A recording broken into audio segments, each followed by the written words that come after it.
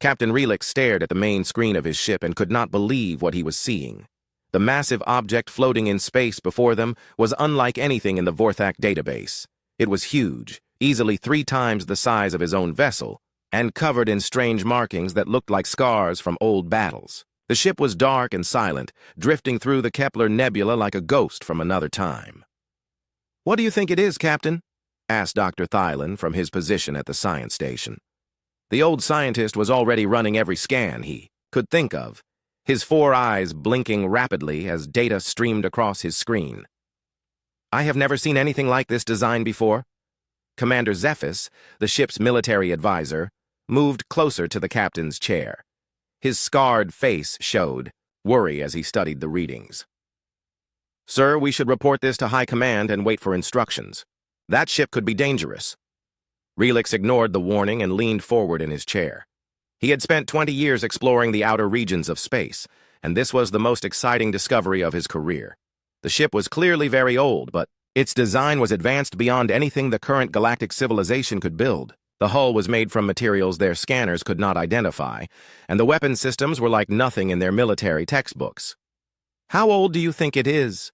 Relix asked. Dr. Thylan checked his readings again. "Based on the cosmic radiation, damage, and the metal fatigue patterns, I would estimate at least 800 years, possibly older. But, Captain, the technology readings are impossible. This ship has energy weapon systems that are more advanced than our newest military vessels." The bridge crew gathered around the main screen to get a better look at the mysterious ship. Its design was angular and brutal, built for war rather than exploration. Long scratches and blast marks covered the hull, telling the story of countless battles. Strange symbols were carved or burned into the metal, forming patterns that hurt to look at for too long. "Life signs?" asked Relix. "None," replied the sensor operator. "The ship is completely dead. No power, no heat, no movement of any kind. It's like a tomb floating in space." Relix stood up and walked to the main screen. Something about this ship called to him. Maybe it was the way it seemed to challenge the darkness of space, or maybe it was the feeling that this discovery could change everything they knew about galactic history. Either way, he had made his decision. "Prepare a boarding party," he ordered. "Commander." Zephys stepped forward quickly. "Sir, I must protest. We don't know what's on that ship. It could be booby-trapped or carrying diseases or worse. Standard protocol requires us to report the discovery and wait for a specialized team." "Standard protocol is for standard discoveries," Relix replied. "This is anything but standard. Dr. Thylan, I want you to lead the science team. Commander Zephys, you'll handle security. We're going aboard." 2 hours later, Relix found himself floating in space outside the mysterious ship, wearing his environmental suit and carrying enough equipment to cut through the hull if necessary. The boarding party consisted of 12 crew members, including Dr. Thylan and his science team, Commander Zephys with 4 security officers, and 2 engineers to handle any technical problems they might encounter. Up close, the ship was even, more impressive and frightening. The hull stretched away in both directions, covered in those strange markings that seemed to shift and move when not looked at directly. The metal itself was dark gray, almost black, and seemed to absorb light rather than reflect it. "There," pointed Dr. Thylan through the comm system. "That looks like an airlock, though the design is completely foreign." They moved toward the indicated opening. The airlock was larger than standard Vorthak designs, built for beings taller than themselves. Strange symbols surrounded the entrance, and when Dr. Thylan ran his scanner over them, the device made confused beeping sounds. "The symbols appear to be some form of written language," the scientist reported, "but they don't match anything in our databases. The material composition is also unusual. It's not just carved into the hull, it's somehow part of the metal itself." It took the engineers 30 minutes to figure out how to open the airlock. The mechanism was simple once they understood it, but operated on principles they had never seen before. When the massive doors finally slid open, they revealed an airlock chamber that could have held their entire boarding party with room to spare. "Atmosphere inside reads as breathable for us," reported one of the engineers after taking readings. "Oxygen-nitrogen mix, though with trace elements we can't identify. Temperature is cold, but not freezing." They cycled through the airlock and found themselves in a corridor that was both familiar and alien. The ceiling was higher than standard, The walls were covered in the same strange symbols, and everything was built on a scale that suggested the original crew was larger than the average Vorthak. Emergency lighting strips ran along the floor, currently dark, and doors lined both sides of the hallway. "Power is completely dead," confirmed the engineer. "But the life support system appears to be passive. It's still maintaining atmosphere, without active power." Commander Zephys kept his weapon ready as they moved deeper into the ship. The corridors showed clear signs of battle, blast marks on the walls, sections of hull that had been patched with different materials, and blast doors that had been welded shut. But strangest of all, there were no bodies. "Where is everyone?" asked one of the security officers. "A ship this size should have had a crew of hundreds, maybe thousands. Even if they died, there should be remains." Dr. Thylan was running his scanner over everything, recording data and taking samples. "The battle damage is extensive," he observed. "These blast marks come from energy weapons far more powerful than anything in current use. And look at this. The hull repair work was done quickly, under emergency conditions. This ship was fighting for its life." They explored for 2 hours, mapping the ship's layout and documenting everything they found. The vessel was enormous, with multiple decks, and sections they hadn't even begun to investigate. There were crew quarters built for beings roughly the same height as Vorthaks but broader in build, weapons lockers that had been emptied in a hurry, and engineering sections containing technology that made Dr. Thylan almost dance with excitement. "Captain," he called over the comm, "you need to see this. We've found what appears to be the main engineering section, and the technology here is incredible. The power systems alone are centuries ahead of our current capabilities." But it was Commander Zephys who made the most disturbing discovery. Deep in the ship's lower sections, he found a medical bay that showed signs of frantic activity. Medical supplies were scattered everywhere. Surgical tables showed evidence of heavy use, and the walls were marked with what looked like claw marks. "Sir?" His voice was tight with concern. "Whatever happened to this ship's crew, it wasn't quick or easy. The medical bay looks like a battlefield. But again, no bodies. It's like everyone just vanished." As they continued their exploration, a pattern began to emerge. The ship had been in a running battle for an extended period. Emergency repairs had been made throughout the vessel.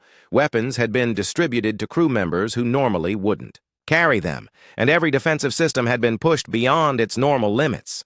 This wasn't a ship that had been destroyed in a single engagement. It was a ship that had fought until the very end. "Captain," called Dr. Thylan from somewhere, near the ship's center. "I think I've found the bridge, and you're going to want to see this." Relix made his way through the maze of corridors toward Dr. Thylan's location.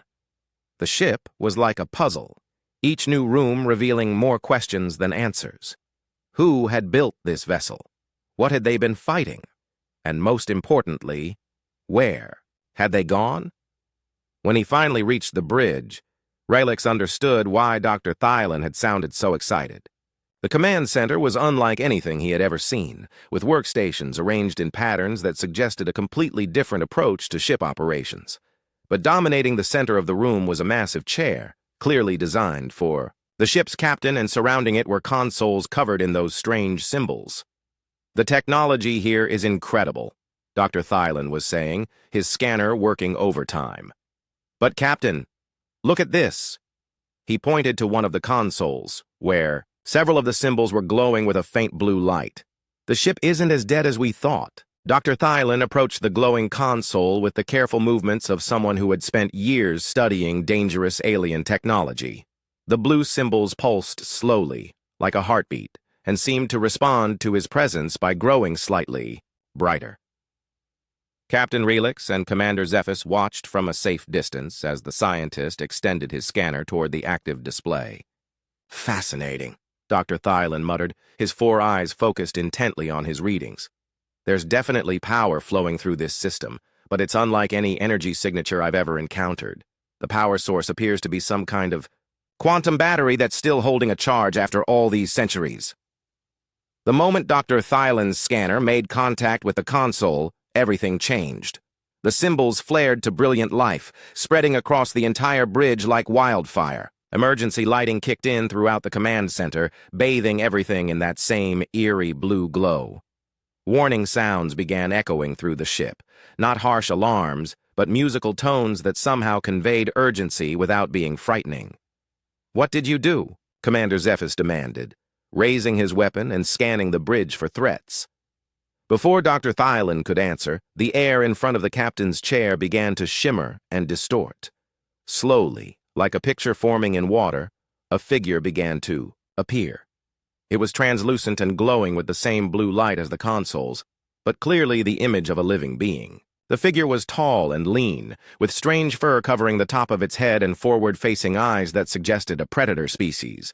Captain Relix had seen many alien races during his career, but this being was completely unknown to him. Its body structure was similar to a Vorthak, but different in important ways. Broader shoulders, longer limbs, and a face that could express emotions in ways that were both familiar and alien. Most disturbing of all, the being appeared to be looking directly at them. The holographic figure spoke, its voice filling the bridge with sounds that hurt to hear.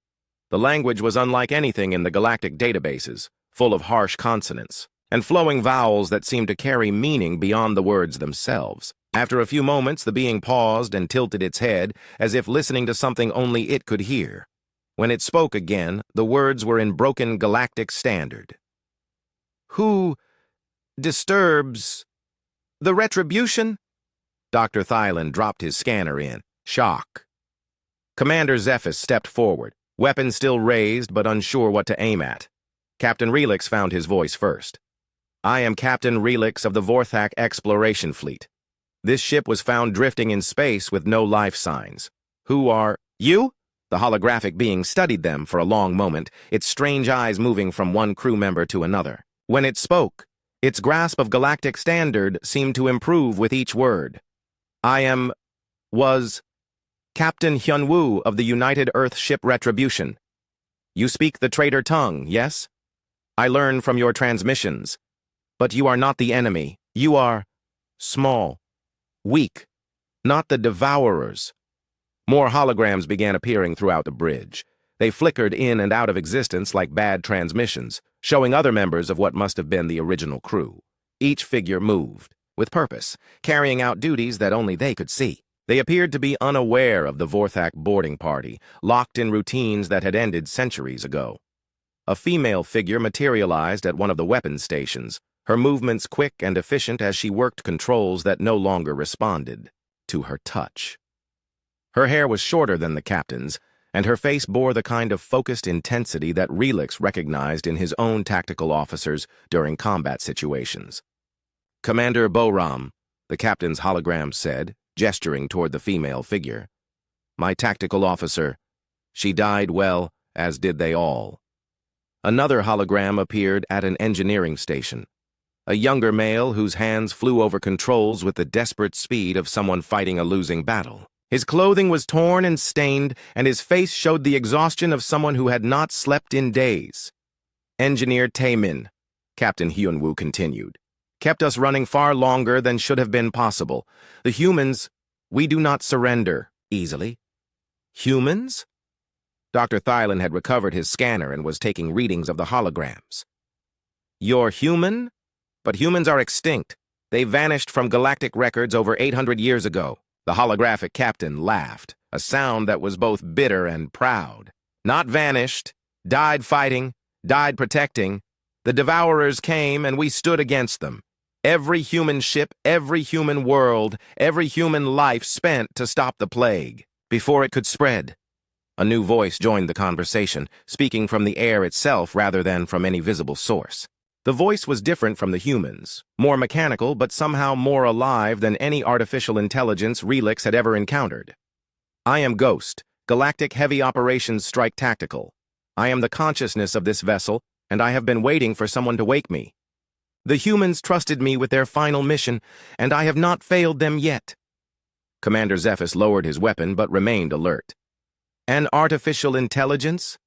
But you said the ship was dead." "The ship sleeps," Ghost replied. "I sleep with it. But sleep is not death, and the mission is not complete. The Devourers are gone, yes, but they are not destroyed. They wait in the dark between dimensions, and they will return. They always return." Dr. Thailand was practically vibrating with excitement despite the ominous words. "This is incredible. An intact human vessel with a functioning AI and holographic records of the crew, the scientific value alone... Science will not save you when... They come back, interrupted another holographic figure. This one was smaller than the others, wearing different clothing that suggested a medical role. Her movements were gentler as she tended to invisible patients, but her eyes held the same steel determination as the military personnel. Dr. Yu Jin, Captain Hyun-woo explained. Ship's chief medical officer. She worked without rest for 17 days during our final battle, keeping the crew functional as long as possible. More holograms continued to appear throughout the bridge. Each one moved through their final duties with mechanical precision, replaying the last hours of their lives, over and over. But unlike mere recordings, these figures seemed aware of each other and occasionally interacted, as if their personalities had somehow been preserved along with their images. "How is this possible?" Relix asked.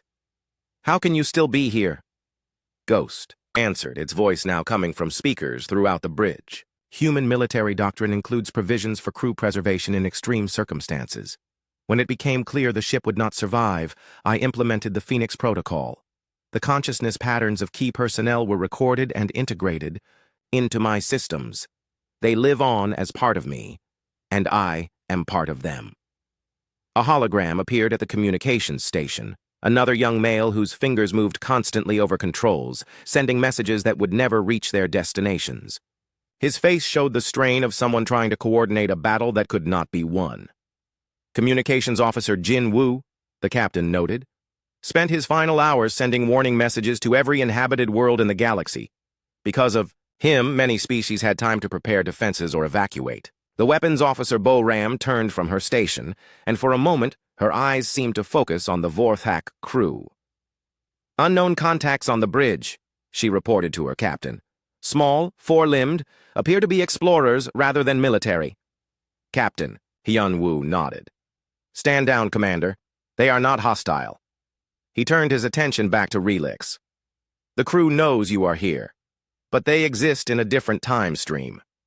For them, the battle continues.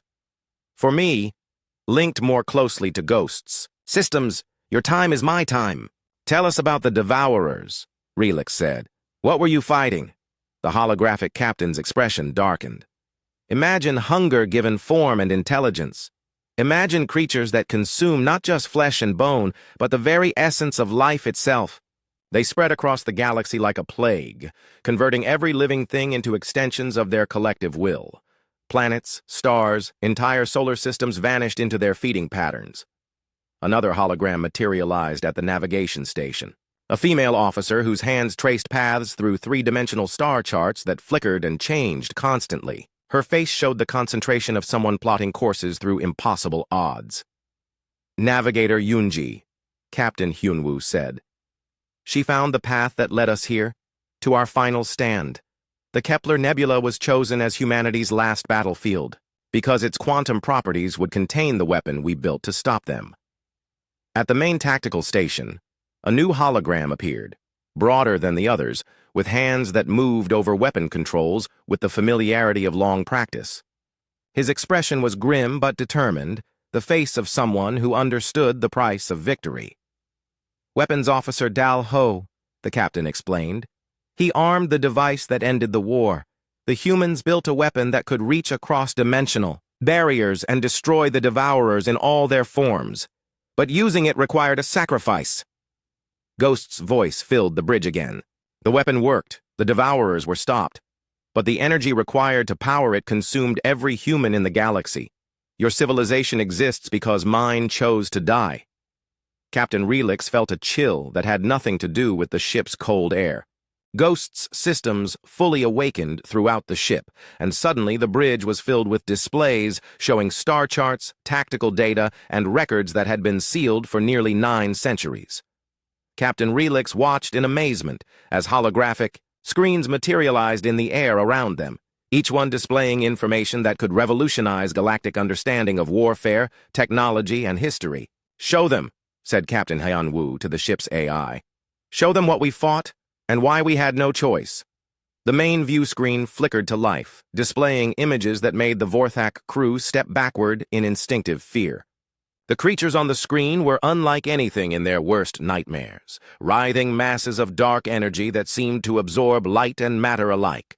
They moved through space without ships, their very presence causing stars to dim and planets to crack apart. "The Devourers," Ghost explained, its voice taking on the tone of a teacher addressing students. "They appeared from the void between dimensions approximately 900 years ago. Initial contact was peaceful. They claimed to be explorers seeking knowledge. Within 6 months, they had consumed the entire Rigel system. Dr. Thylin was recording everything, his scanner working overtime to capture data that would normally take years to analyze. How do they feed? What do they actually consume?"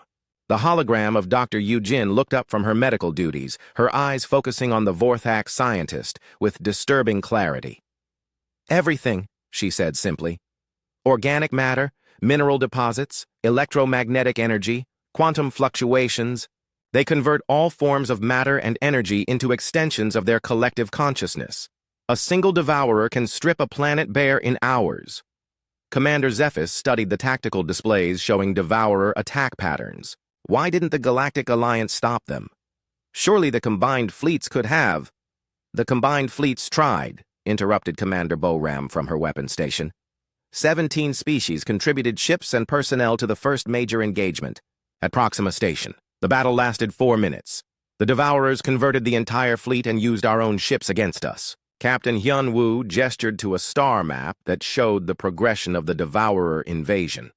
Red zones spread across the galaxy like a cancer, consuming everything in their path. They learned from every battle, adapted to every strategy. Energy, weapons fed them power. Kinetic weapons were absorbed and redirected. Nuclear weapons made them stronger. Everything we threw at them only made them more dangerous. "But humans were different," Ghost continued. "Human psychology proved uniquely suited to fighting an enemy that grew stronger from conventional resistance. Where other species sought to minimize losses, humans embraced sacrifice. Where others tried to preserve their civilization, humans were willing to destroy it to protect others." Engineer Taman looked up from his holographic repairs, tools still in his hands that no longer existed. "We studied them for months before developing our strategy. The Devourers fed on organized resistance, but they had difficulty processing chaotic, seemingly self-destructive behavior. Human military doctrine confused them. The displays changed to show human battle tactics that made no sense by conventional standards. Ships deliberately crashed into Devourer formations, not to cause damage, but to disrupt their feeding patterns. Human crews would overload their own reactors, creating energy signatures that the Devourers couldn't properly absorb. Entire fleets would scatter randomly, making coordination impossible, but also making the humans unpredictable. "Berserker protocols," explained Weapons Officer Dal Ho, his hands never stopping their movement over controls that existed only in memory. "When humans are cornered, when survival becomes impossible, we become more dangerous rather than less. Other species surrender when defeat is certain. Humans fight harder." Dr. Thylin was fascinated despite the horrific nature of the recordings. "But surely this couldn't have been enough to stop them completely." "It wasn't," Captain Hyun-woo admitted. "The Berserker tactics bought us time, nothing more.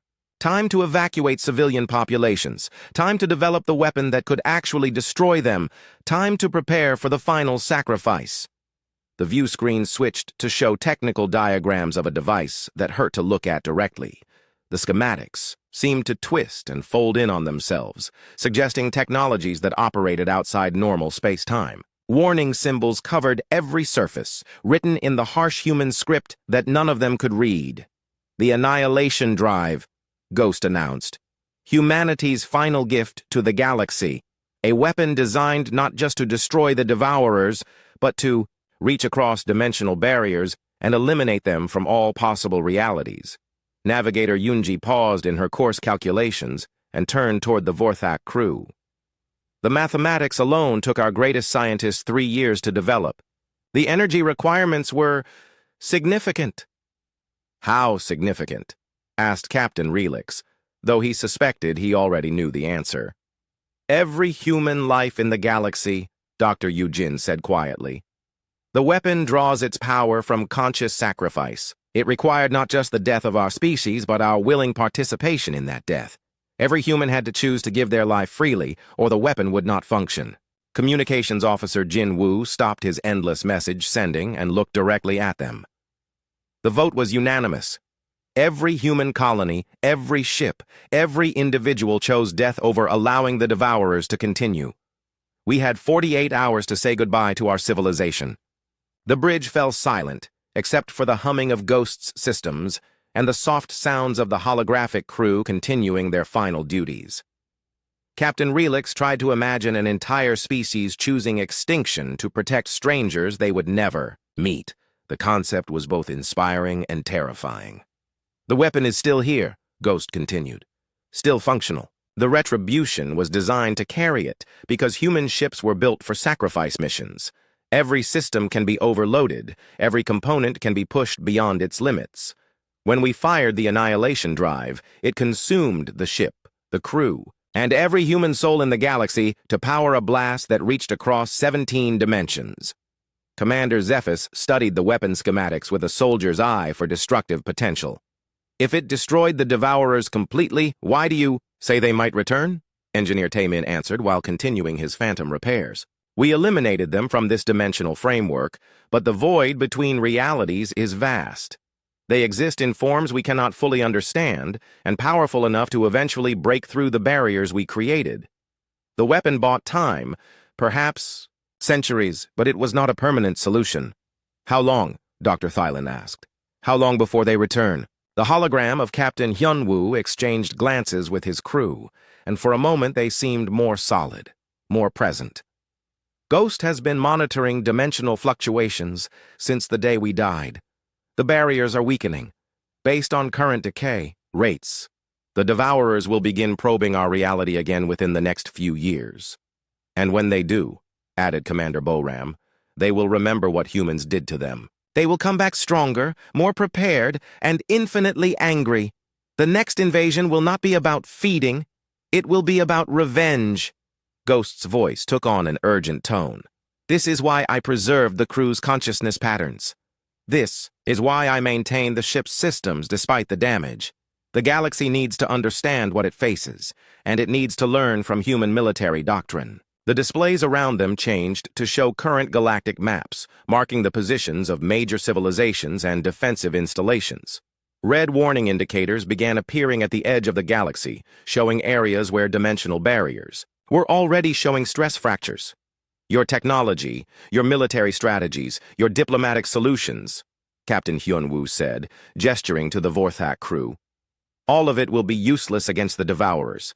They have learned from our first encounter. They will not make the same mistakes again. Dr. Yujin stepped away from her medical station and approached Dr. Thylan directly. Your species, all the current species, are too civilized to fight this enemy effectively. You think in terms of acceptable losses and strategic advantages. The Devourers can only be defeated by those willing to lose everything. Navigator Yunji brought up stellar charts showing the current positions of major fleets and defensive networks. Even working together, even with warning and preparation, the Galactic Alliance cannot stop them using conventional warfare. The math is simple. They convert faster than you can destroy, and they learn faster than you can adapt. Weapons Officer.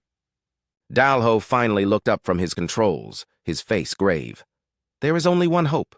The Annihilation Drive can be fired again, but it requires the same sacrifice. An entire civilization must choose to die willingly to power the weapon. But the Retribution is damaged, Engineer Taemin pointed out. The weapon system is functional, but the ship itself cannot survive another firing. We barely held together for the first shot. Ghost's systems hummed louder as the AI processed thousands of calculations simultaneously. The ship can be repaired, but repairs alone will not be sufficient. The weapon requires a crew that understands human military doctrine, a crew that can think like humans when the moment comes.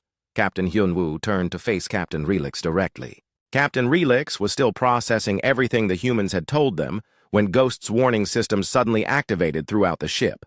Emergency lights bathed the bridge in pulsing red, and displays began showing long-range sensor data that made his blood freeze. At the very edge of their detection range, massive energy signatures were moving through space toward the galactic core. They come, said Captain Hyunwoo, his holographic form becoming more solid and focused. Sooner than we calculated. The barriers have failed. Dr. Thylan frantically worked his scanner, trying to understand the readings flooding Ghost's systems. Captain, these energy signatures are enormous. Each one is the size of a moon, but they're moving at impossible speeds through hyperspace. Commander Zephys studied the tactical displays with growing alarm. How many?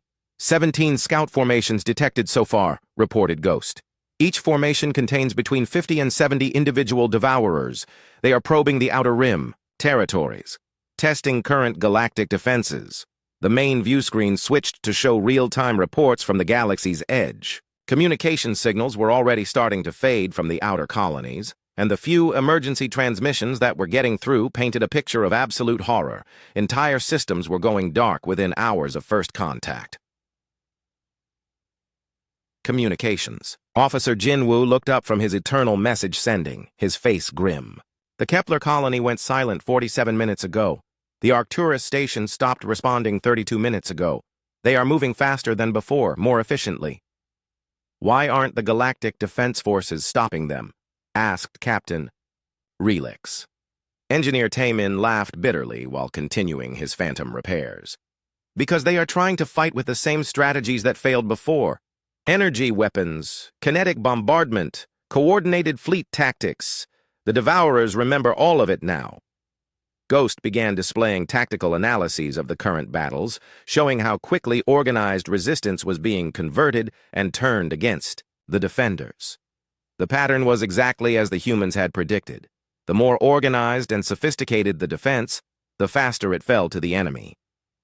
The Centauri defense fleet engaged the first scout formation 3 hours ago, reported Navigator Yunji, her hands tracing defeat across her star charts. 12 heavy cruisers and 47 escort vessels. The battle lasted 6 minutes.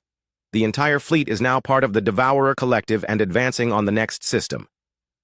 Dr. Yu Jin stepped away from her medical station, her attention focused on the incoming reports of casualties that numbered in the billions. The galaxy has grown soft in the centuries since we died. They fight to minimize losses rather than to achieve victory. Against the Devourers, that mindset is suicide.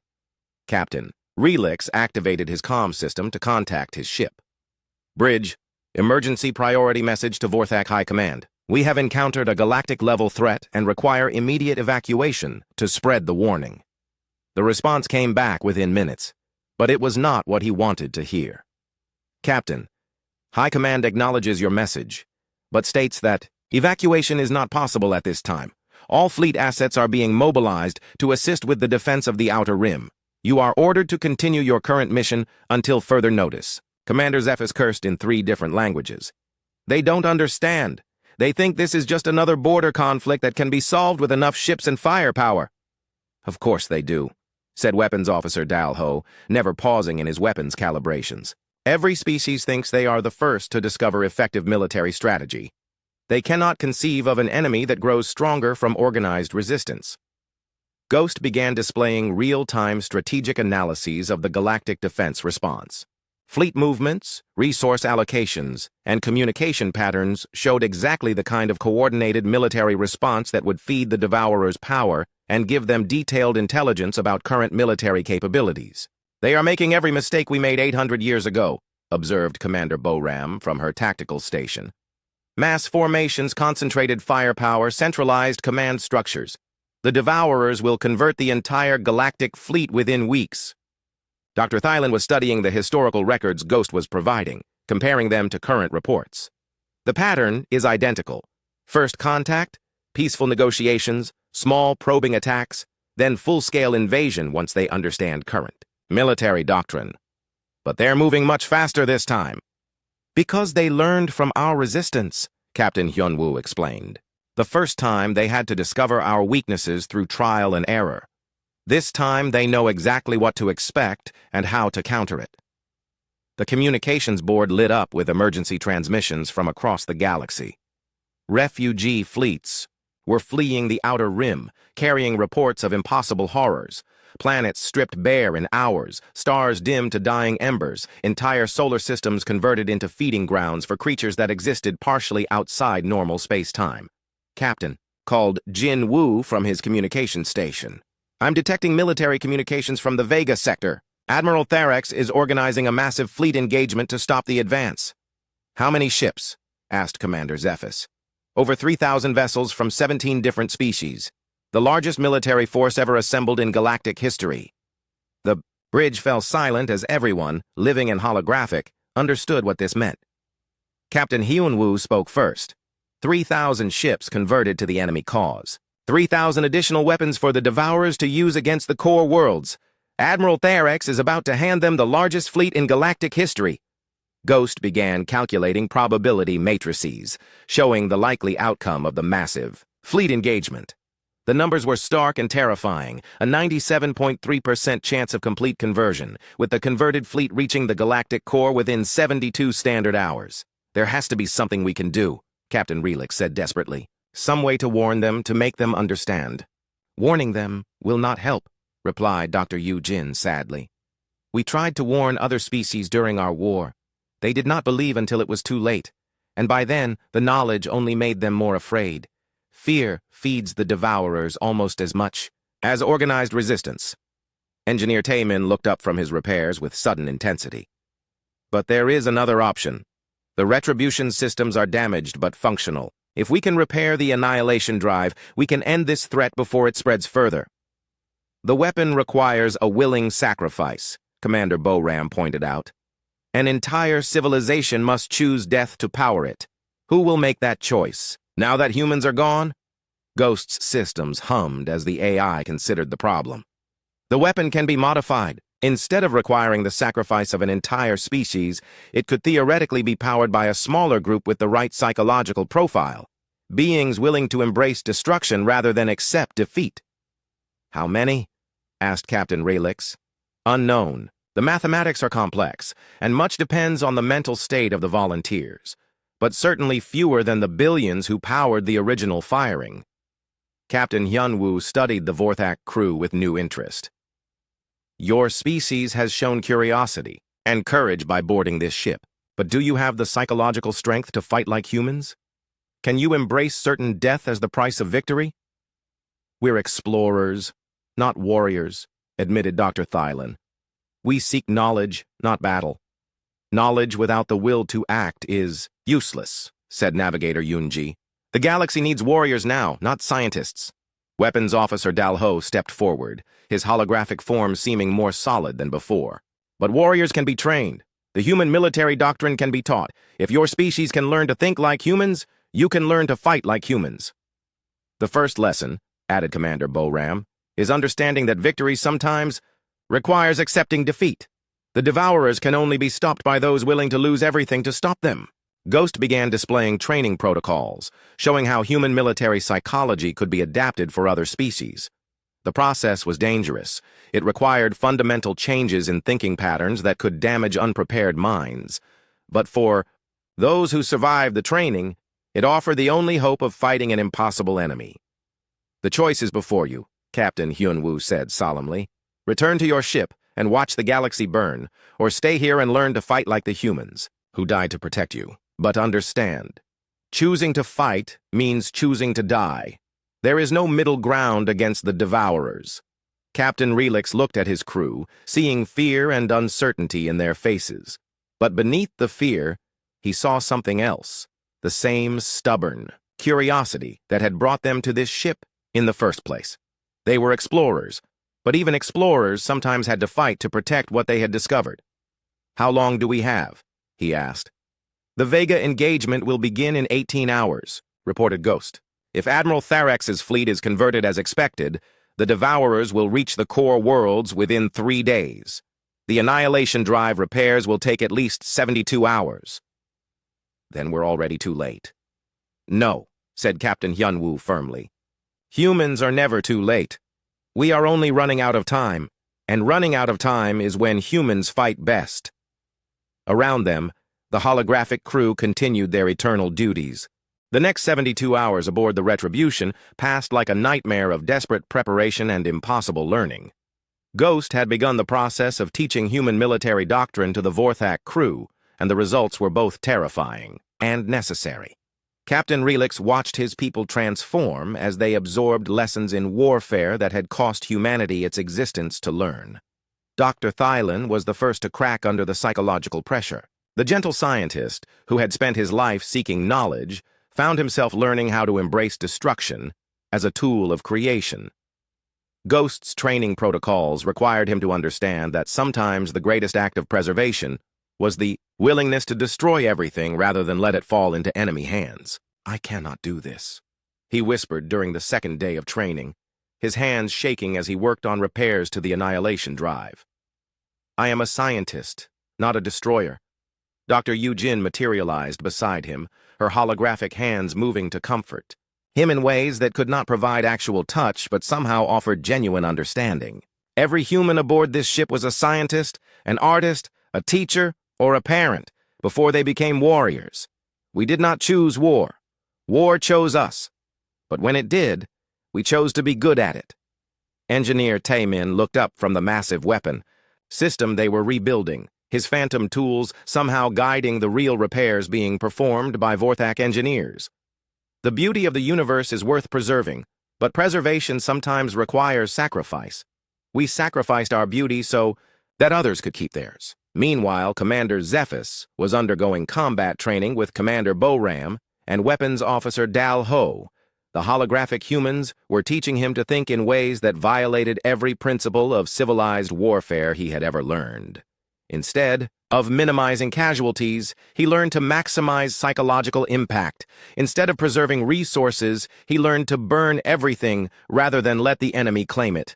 "Feel the anger," Boram instructed as Zephys practiced targeting solutions on the restored weapon systems. Not anger at the enemy, but anger at the unfairness of having to make this choice. Humans fight best when we are angry at the universe itself for forcing us into impossible situations. Dalho nodded agreement while calibrating the ship's defensive systems. The Devourers expect fear, expect desperation, expect logical tactical responses. They do not expect rage at the fundamental injustice of existence. That rage is what makes human weapons work. Captain Relix spent his time learning command doctrine from Captain Hyun Woo, absorbing lessons in leadership that no academy had ever taught. He learned that sometimes the greatest act of command was ordering everyone under your command to die, and doing it in a way that made them grateful for the opportunity. Command is not about preserving your people, Hyun Woo explained, as they watched the final repairs being completed on the annihilation drive. Command is about spending your people wisely. Sometimes the wisest expenditure is everything at once. Ghost's systems monitored the galaxy-wide situation as they worked, providing updates that grew worse by the hour. Admiral Therex's massive fleet had engaged the Devourer scout formations exactly as predicted, and the results were exactly as the humans had warned. 3,000 ships had been converted in less than 12 minutes, and the enhanced Devourer force was now advancing on the core worlds with unstoppable momentum. 17 systems have gone dark in the past day, reported Communications Officer Jin Woo. The converted fleet is moving faster than any natural force, using technologies they absorbed from our own ships. They will reach the galactic capital in 36 hours. Navigator Yunji traced their approach on stellar charts that showed the inevitable conclusion. Every defensive position is falling ahead of schedule. The galactic government is evacuating to the outer spiral, but there is nowhere to run that they cannot follow. On the third day, as the annihilation drive finally reached full operational status, Ghost made an announcement that chilled everyone aboard the ship. The weapon is ready, but the power requirements remain the same. It needs conscious sacrifice. From beings who understand what they are dying for and choose death anyway. The Vorthak crew is too small to power it alone. Captain Relix felt the weight of impossible mathematics crushing down on him. How many would we need? Approximately 10,000 conscious beings, all choosing death simultaneously with full knowledge of what their sacrifice will accomplish, Ghost replied. And they must be beings who have absorbed enough human military doctrine to fight with human psychology.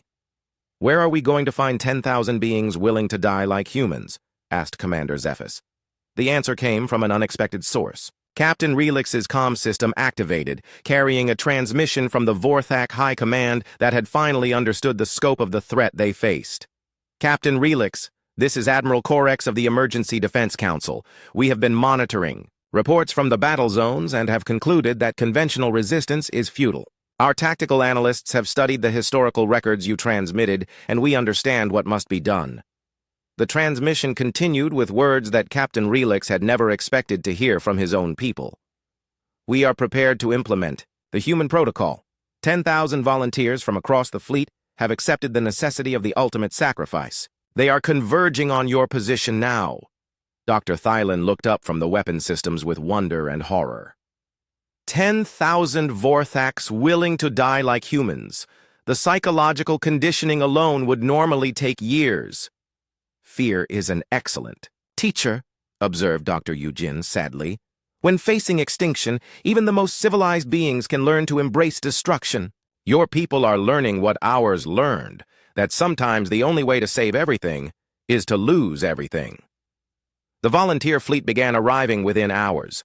Ships filled with Vorthak crew members who had undergone crash courses in human military psychology.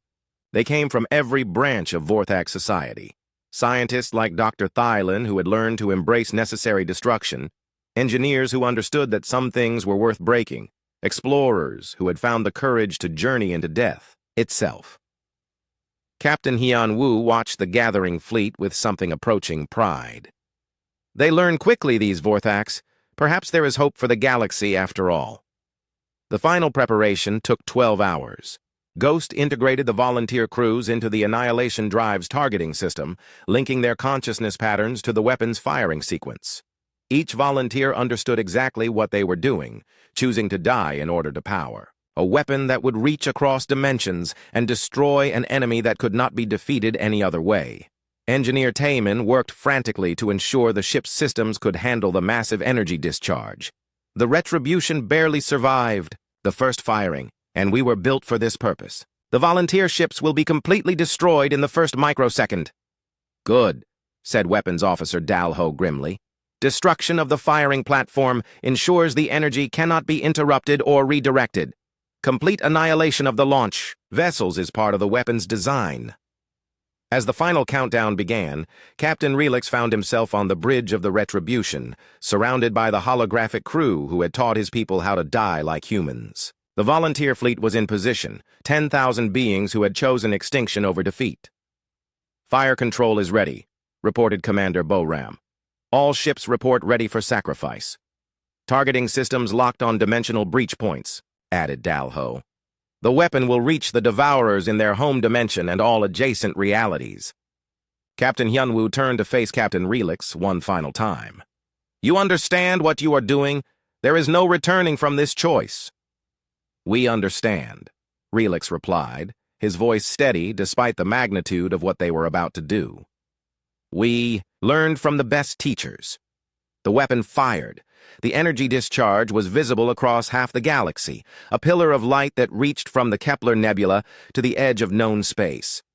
Every devourer in normal space-time simply ceased to exist, their quantum signatures unraveled by forces that operated outside conventional physics. The converted fleet fell silent, its crews restored to normal consciousness as the controlling intelligence was destroyed, but the weapon's true target was not the devourers in their current dimension. The Annihilation Drive reached across the barriers between realities, finding the source of the invasion and eliminating it permanently. The dark space between dimensions was cleansed of their presence, ensuring they could never return from any angle of existence. The Retribution and her volunteer fleet vanished in the same instant, converted to pure energy to power humanity's final gift to the galaxy. But Ghost had planned for this moment, and in the microseconds before the ship's destruction, transmitted complete human military doctrine to every surviving vessel in known space. The galaxy was saved, but at a price that would be remembered forever. 10,000 Vorthax had learned to think like humans, and in thinking like humans had chosen to die like humans. Their sacrifice ensured that the galaxy would never again be defenseless against threats that could only be defeated through ultimate sacrifice. In the aftermath, as refugee fleets returned to their devastated worlds and began the long process of rebuilding,